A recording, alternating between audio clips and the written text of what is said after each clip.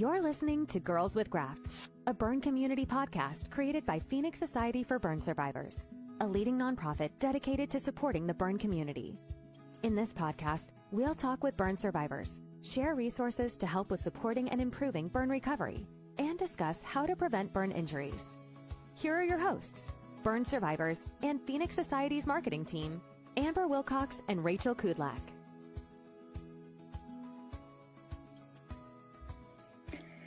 Hello, everyone, and welcome back to Girls with Grafts. I am Rachel Kudlak. I'm one of the hosts of the show, and today I'm joined by my lovely co-host, Amber Wilcox.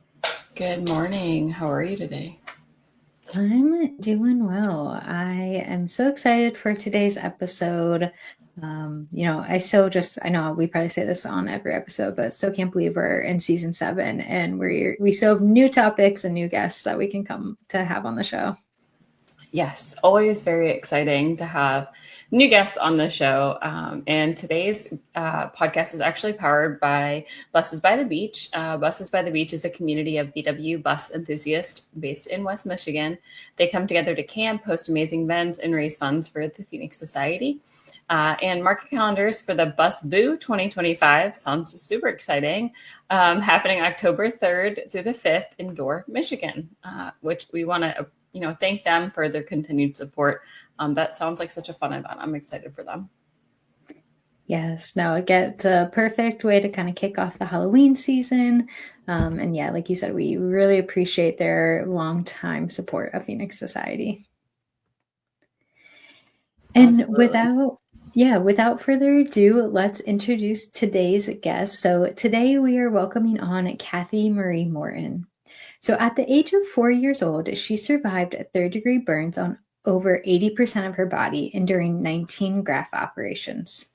After she became a survivor of domestic violence at the hands of her father for 20 years, her determination to survive and heal allowed her to recover and be led on a path to heal others.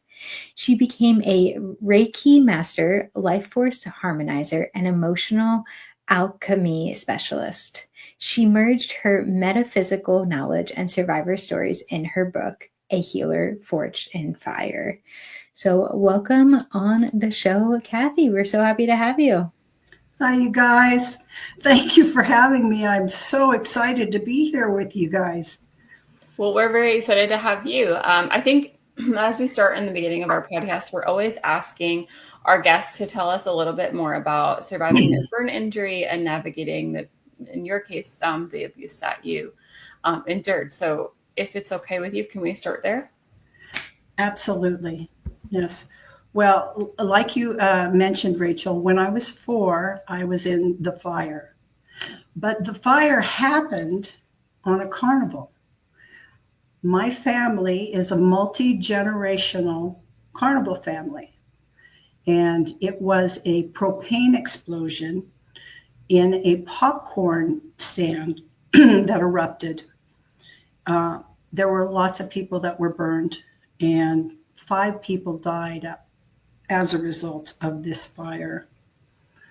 I was in the hospital about 9 months, and it was pretty intense of a recovery session. But first I want to get back to the carnival for a minute, because that was such a interesting and lovely place to start your life.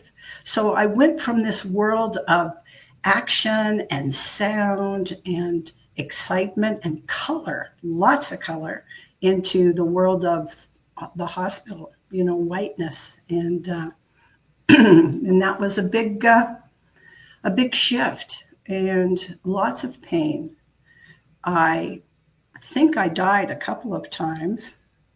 My mother became my number one healing person. She sat next to my bed and prayed for me and poured her mother's loving energy into my little body. And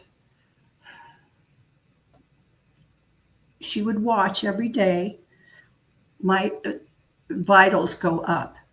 And then she'd go home and rest, and she'd come back and I'd be low again, and she would pray again. And so this went on and on for quite a long time until I was able to actually hold my own. And then she told me about that when I got out of the hospital. And I thought, wow, that's really great. I want to be able to do that. Because, when you're a little kid and you're 4 years old and somebody tells you something that sounds exciting and wonderful, it's like, well, why can't I? You don't have those limitations as a small child. So that seed of being a healer was planted right then. And then the other piece that was so big for me was when I would come out of surgery and I'd stabilize for a while, I would start getting letters and cards. There was an article that went worldwide. And I even got a letter from Jacqueline Kennedy, who was the first lady at the time. And because of this article, from all over the world, I started getting cards and letters. And my mother put a big map, next to my bed, and she put a star for, everywhere in the world these letters were coming from. And how just about every single one of them ended was, we will be praying for you. And so that taught me about the unlimited ability of prayer and love. And I just felt so loved from like all over the world. And I had like a bigger consciousness of how big the world was. And I believed that everybody cared about each other. That was a pretty great way to start. That was the best part of being in the hospital. Mm-hmm. That.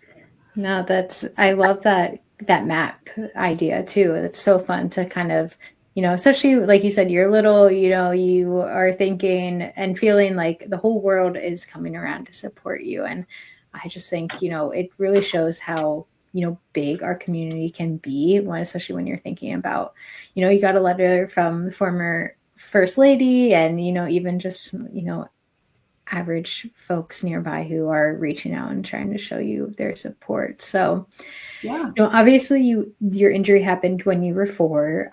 So kind of, can you tell us a little bit more about, your journey growing up and just, kind of realizing maybe that the picture that you realized when you were 4 of everyone loves each other, everyone's supporting each other, maybe that wasn't actually the case. Yeah, that was kind of a rude awakening when that reality set in. Excuse me, I've been having a bit of a cold lately. So I get out of the hospital around Christmas time. The accident happened on August 27th. And it was pretty sweet in there in the beginning. I was recovering nicely. I started school. I started kindergarten. And then one day, my father called me over. And by the way, I want to say about my dad that when I was in the hospital, he was my hero. He was who I would lean into when the pain was so excruciating. And they told him also that I wouldn't walk, or they told my family I wouldn't walk, because I was so drawn up from all the scars. And he said, no, that's not going to happen. My kid is not going to be in a wheelchair. And he worked with he became my physical therapist, and I walked out of the hospital. So when he started sexually abusing me at 6 years old, it was a terror beyond anything I can. It threw my world into a total place of non-safety, and it stayed in that realm until I moved out of my folks' house right after I turned 17 and I graduated from high school. I did stay with the family carnival though as I was growing up, and and I worked. I had dreams, but underneath the surface, I felt so broken. I felt like I was just totally unacceptable on every level. not just having all the scars, but having those inside scars too. That's what I feel like I really have compassion for all of humanity, because yes, we can see our scars and we confront them every day, but everyone has scars and everyone has trauma. And, just because you can't see it doesn't mean that they didn't live through something horrific. I think just everybody getting through COVID was a good example of that. So I graduated from high school, but like I said, I didn't feel like really, part of me didn't feel like life was worth living. And I didn't really want to go on because I didn't have a lot of hope. But I remembered all those people and all those prayers and how hard I fought to live. And I just wanted to have a life that was good and was happy. And so I started working on that, I went to therapy. I did all kinds of things. But when I really started working on myself was when I had my children, because I wanted to have the kind of home and be the kind of parent that they could really trust and be healthy. And I knew I needed to get myself to that place. And so, when the student is ready, the teacher appears. So I had lots of teachers. I've had so many wonderful, wonderful experiences in healing. Mm-hmm. Yeah, and we appreciate, you opening up and sharing all of that with us. I know you talked about, obviously, once you had your children, and then that was kind of a moment for you where you wanted to really focus on your own self-healing. But were there any other moments or, I guess turning points from growing up that, you felt like you weren't just surviving, but maybe you were thriving again? Oh, yes. I sometimes I'm a little bit apprehensive to talk about all the amazing metaphysical things that happened to me. But my mother took me to the Philippine Islands when I was 19 years old. And I had psychic surgery and listened to a master who talked about life force energy and how to really heal the body, mind, and spirit using these teachings and techniques and prayers. And, that really gave my life a boost. I remembered back in the day that my mother was a healer. And it's like, oh, yeah, okay. So that's something that's exciting that I can lean into, and very helpful. And from that, I started really gathering my courage and my energy. And eventually I was able to speak the truth and set my family free. You see, my father, he was an alcoholic, and it was a progressive disease with him, and he became more and more violent. And it was a dangerous situation. And when he finally quit drinking, that was my chance. And I stepped up and told my mother what had been happening for so long. And it wasn't like he said. She did forgive me. She did still love me. Those were my big fears. So, yeah. Okay. What else we got, girls? Yeah. So I want to know a little bit more about your healing and your journey today. Let's talk a little bit about that. Okay. So what tools or practices have you found that are most effective for your healing? Yeah. Well, like I said, telling your story is huge. That's, and that's the beginning to like opening up and being able to come home to yourself. So that was a big one. The therapy really helped a lot, and just continuing to work on myself. You know, also starting to realize that everything that happened was like a double-edged sword. There was positive and negative, and allowing myself, this is where the alchemy comes in, to really explore what was the benefits, because there were everything was the benefits. Even the scars have been a benefit. You know, that they're kind of a guardian at the gate, to where I make sure that before I let anybody in that close, that they see me beyond skin deep. Everybody knows about that. That's in our position. You know, meditation has been a huge tool for me. And I love to listen to a morning meditation every day. You know, I have my favorites. I love Joe Dispenza, Dr. Joe, and there's just the list just goes on and on.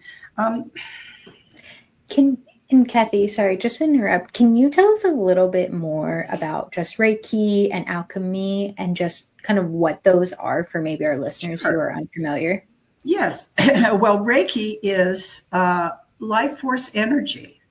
And that's something that I feel our community has a lot of, because we all survived. You have to have a lot of life force energy to get through something that we have all transversed. And even the people that support us, excuse me. So they call it other things in other languages, you know, chi and all kinds of different, like, I'm a little bit nervous. I've been a Reiki master for over 30 years. It's an initiation that helps to open up your chakras. And that's what I work with mostly is the chakra system. And I use color and sound now. And everything when I work with people, either in a big room or one-on-one, it's always an interactive, co-creative experience. And I make sure that people have tools that they can take with them as well, you know, that don't cost anything. There's just so many wonderful things you can do to help build your inside world to where it feels like that is the safest, most beautiful place you can go, is into your heart.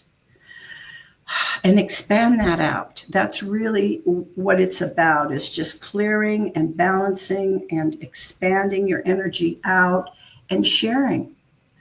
You know, being able to share even just a smile on a hard day or something like that can be so powerful. A kind word, you know. I guess for me, Reiki has become like just a way to live life in a caring way, and to know that we're all connected. That's another big piece that has really helped me too. Mm-hmm. I'd like to explore a little bit more about the Reiki.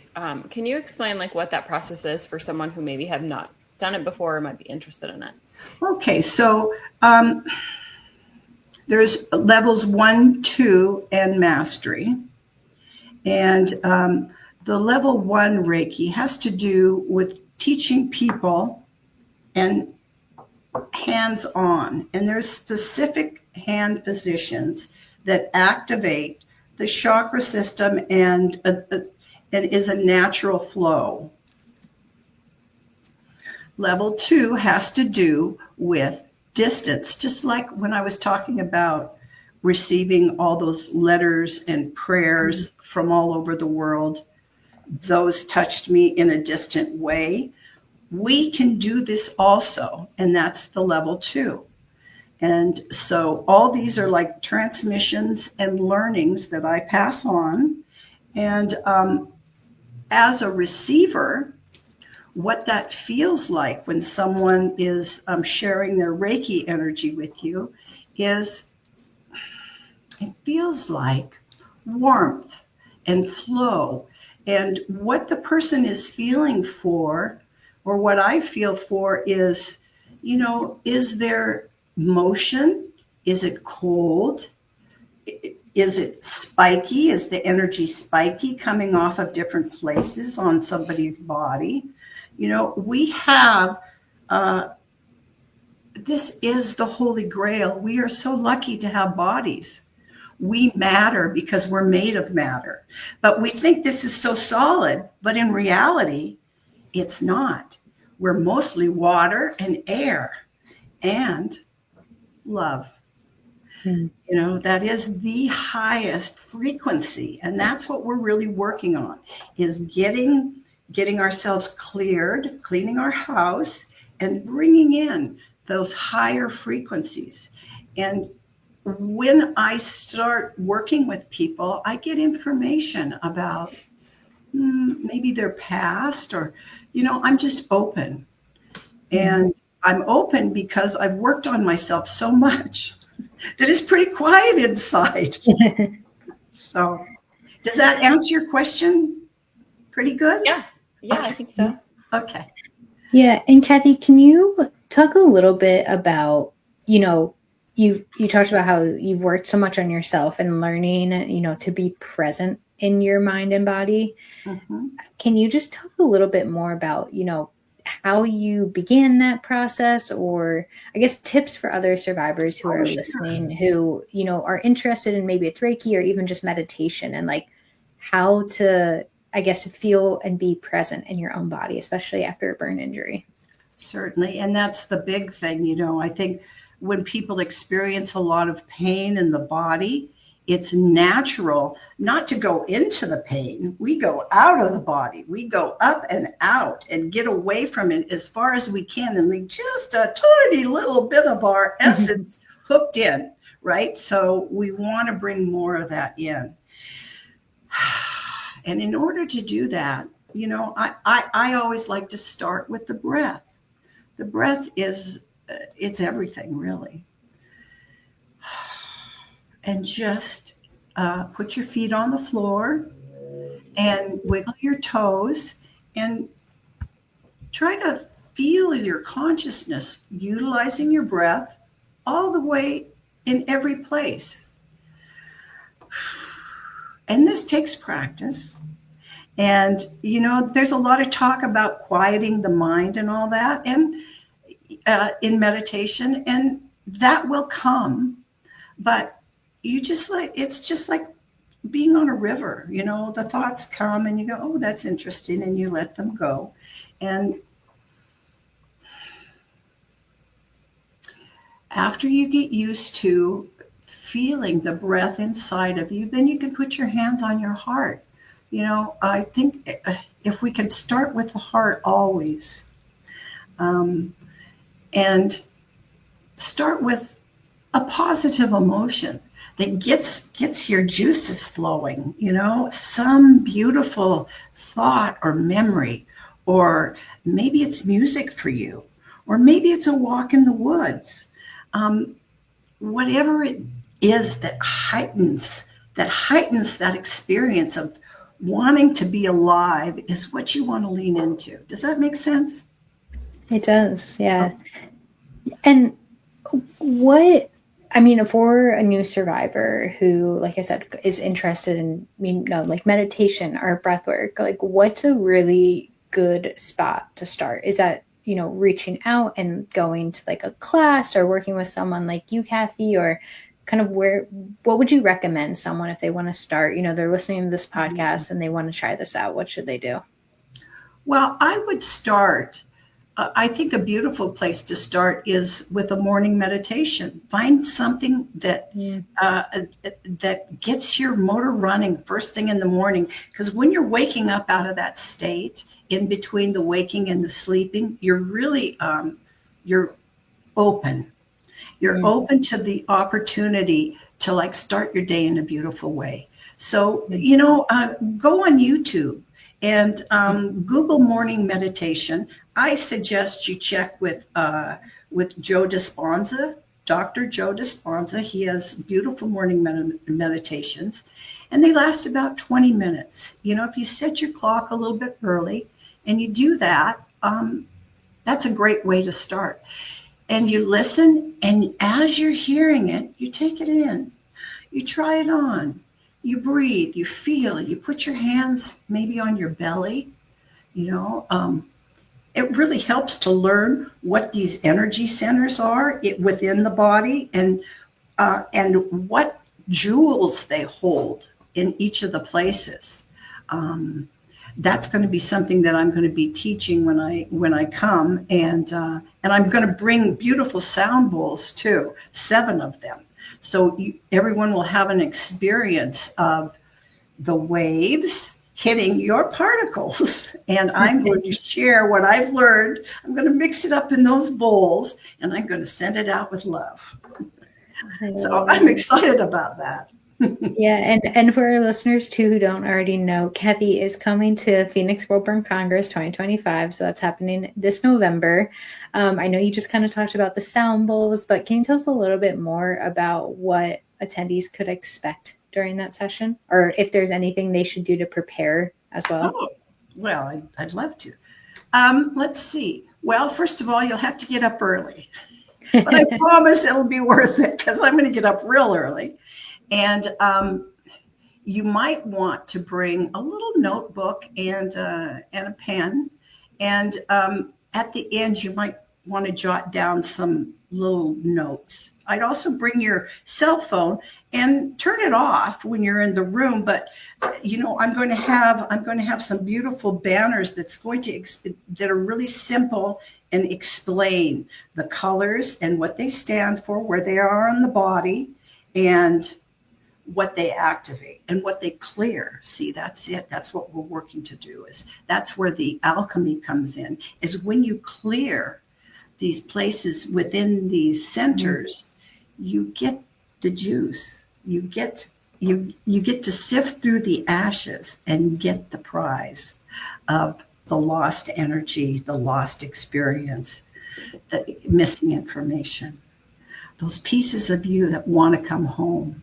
It's beautiful to bring, when you bring those extra pieces back, there's nothing greater, in my opinion, that I've gone through anyway. So does that explain? Yes, no, I know. I hope you guys both come. Well, I'll try. I think I normally wake up pretty early, so as long as I can get out of bed that morning, I'm sure I'll be there. But Okay. I'm excited for, it'll be a really great opportunity for folks who, I do a little meditation, but not a ton. So, this is will be new for me. And I think it's a really great way if, even if maybe it's not for you at the end of the day, but just to come try it out and, meet some other survivors too. Well, a lot of people, sound bowls are becoming very popular. I've always worked with crystals, but crystal sound bowls have really caught on, and there's a reason. And so I'll be telling you why, and you'll be able to experience that reason. So. Awesome. Well, I don't know, Amber, do you want to maybe kick us off with a little lightning round of our myths and truths, and then we can follow up with some other questions after that? Sure, yeah. So Cathy, we do a little bit of a new game here on Girls with Grafts. We do what we call a lightning round. So we're going to ask you a question, and you'll tell us if you think it's a myth or if you believe that it's to be a truth. Okay. And we'll just do like a fast, quick round here. So I'll start off. Tell me a little bit more about time heals all wounds. Do you believe that to be a myth or a truth? And tell us why. Time heals all wounds is a myth, I think. I think we heal all wounds if we choose. We got to do the work, Mm-hmm. Yeah. I agree. Okay, our next statement is, it's selfish to put your own healing first. Ooh, boy, I love that one. That is a total myth, Once again, that's that airline, put the mask on first. When your cup is full, you have so much more to give. But if you just have a little bit of dribbling, you still have some to give. Mm-hmm. But you've got to take care of yourself first, And I see that a lot in my practice. People that want to come and they want to have Reiki, or they want to be a Reiki master, and I let them know right off the get-go that you will work on yourself twice as much as you will ever work on someone else if you're going to be a good practitioner. Because it is about making sure your cup is full in order to give the best. Mm-hmm. That wasn't a very fast answer. How about you can find gifts and strength with trauma? Oh, definitely. Definitely. Like I said, it's the double-edged sword. If you dig through the ashes, you're going to find the jewels, I promise. Mm-hmm. Okay, what about forgiveness means forgetting what happened? Oh, well, forgiveness is, in my opinion, the onion. And you can continue to forgive. You may never forget, and that's okay. But forgiveness is really the gift for the giver, not really for the receiver. That's what I've found anyway. Because it freezes you up. Those places, those are the shadow places that you hang on to. Those non-forgiveness places. Mm-hmm. And giving back to others is part of the healing process. Definitely. It's been my greatest joy. It's turned into my purpose. I have left the carnival. I left the carnival business almost 20 years ago now, to live this purpose of giving back. And it's my greatest joy. Well, I want to talk a little bit more about giving back, Cathy, because I know you, or at least I believe you did some, post-wildfire travels and support. So can you just tell us a little bit more? I think you went to Maui and maybe some other places. So can you just tell us a little bit more about, giving back and, some of the work you've done, especially, like I said, post-wildfires? Yes. I felt led to go back to the scene of the accidents. First, I started with my own. I traveled back to the little town where the accident happened. Since I've been an adult, actually since I moved out of Alaska. That was for me. And then when the towns next to me, one's named Talent and one's named Phoenix. It's on the same side of the freeway as Ashland, Oregon. They had a huge fire. There were only a couple of people that died, but there was a lot of damage to property. These wildfires, they're just everywhere. And it fires up for everyone. But when Hawaii happened, I spent quite a bit of time in Hawaii. That's like the natural vacation place for Alaskans.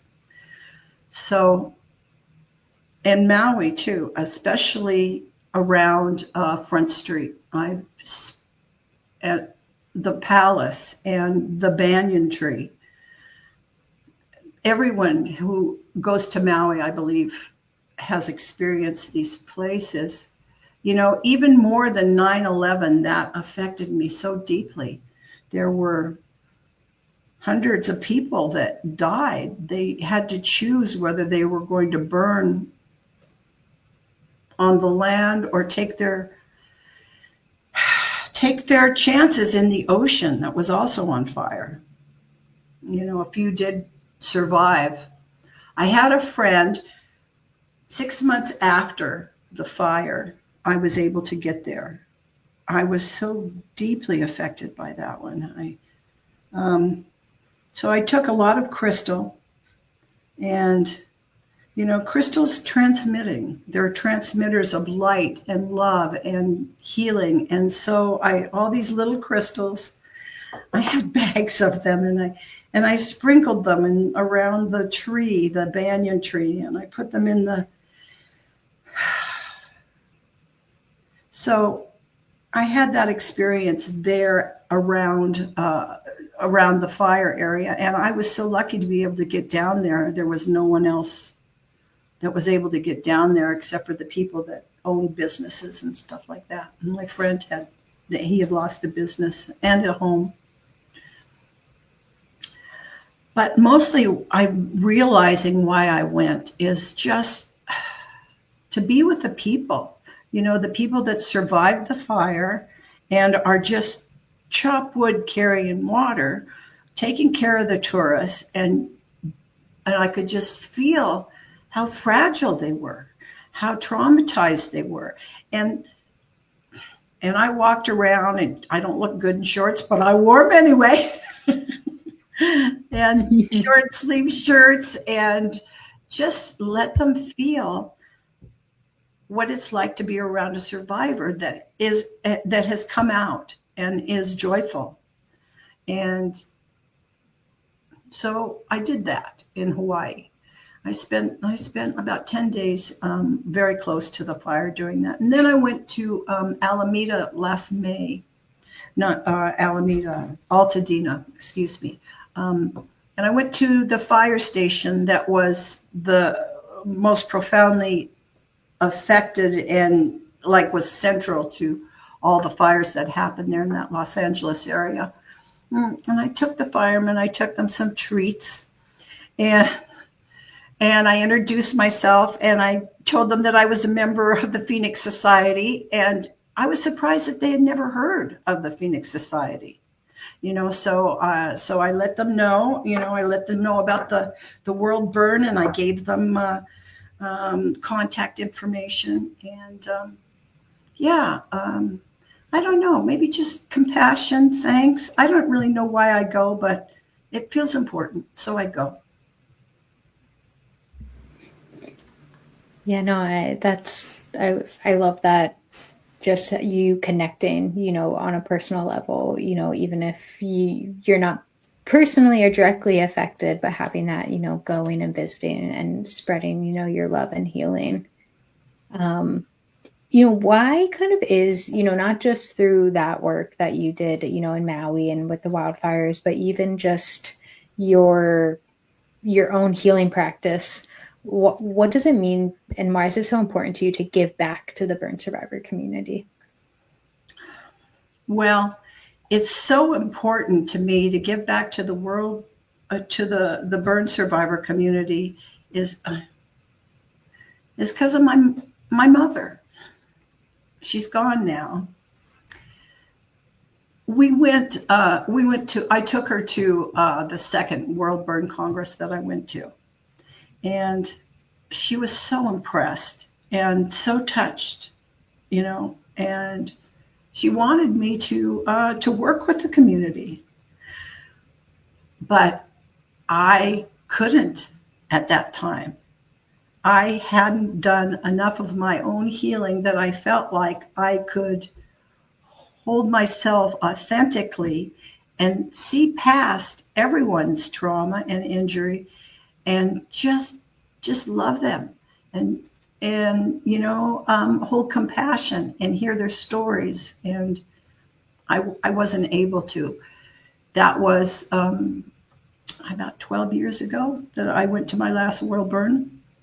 And since then, I've come into a state of self-love and forgiveness. And I feel like I've worked my traumas enough to where I can see everyone's heart now. And I just want to spend some time with this community because I know how hard it is.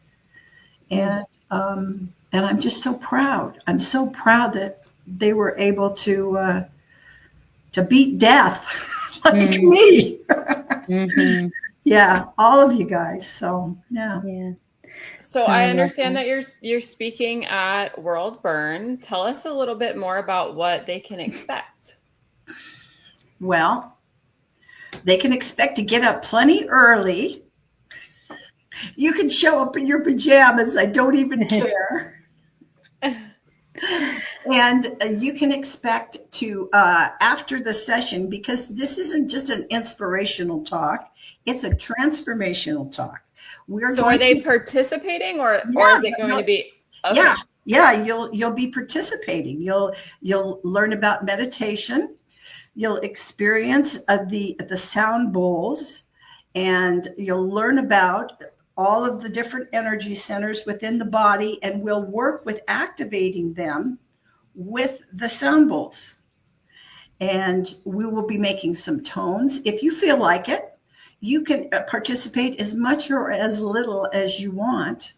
We'll Sorry, you talk said some about boundaries, about energetic boundaries, which are wonderful making to know some about. I'm sorry, what what did you say, Amber? you said making what are you making? Oh, you can make tones. We're going to make some sounds that match the Oh, okay. bowls, that vibrate those energy centers all the way up in our bodies.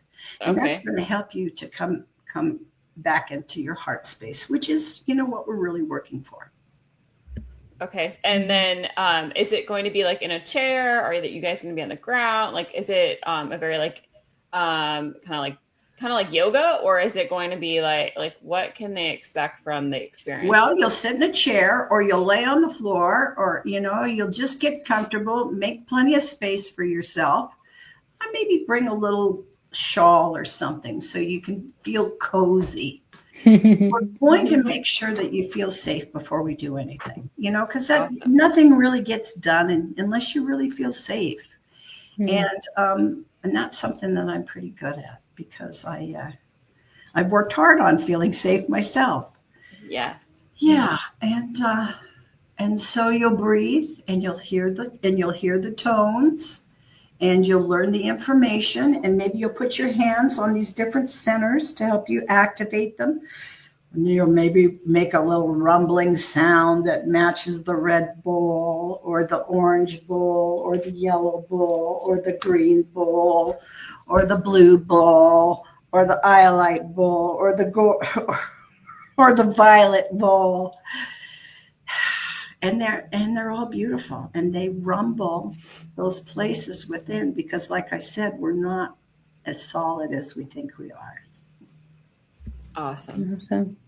Yeah, I know. We're all looking forward to learn more at Phoenix World Burn Congress. So, Cathy, I do know we're coming up on our time today, and we do have 2 final questions we want to ask you. But before we ask you those, can you just tell us, can you share with our listeners how folks can stay in touch with you or get in contact with you if they want to learn more, take one of your classes, or get more involved? Yeah, I'd love to. I have a nice website. You can go to cathymariemorton.com. And I got a YouTube channel. For somebody that's not very good with technology, I seem to have cobbled together quite a bit of it. I have a phone number. I'm going to be around the whole World Burn. I'm going to make myself as available as I possibly can. And just feel free to come up and talk to me. I'm going to have my book there. I'm hoping that that you guys would be interested in my book. It's also going to be out on audio by then too. Oh, awesome. Yeah. Yeah.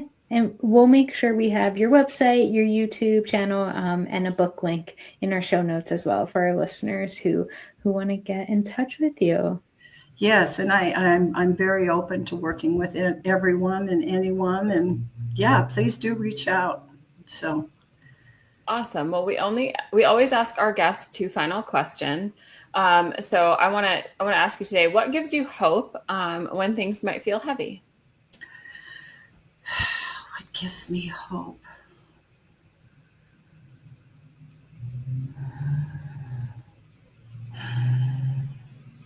The world gives me hope.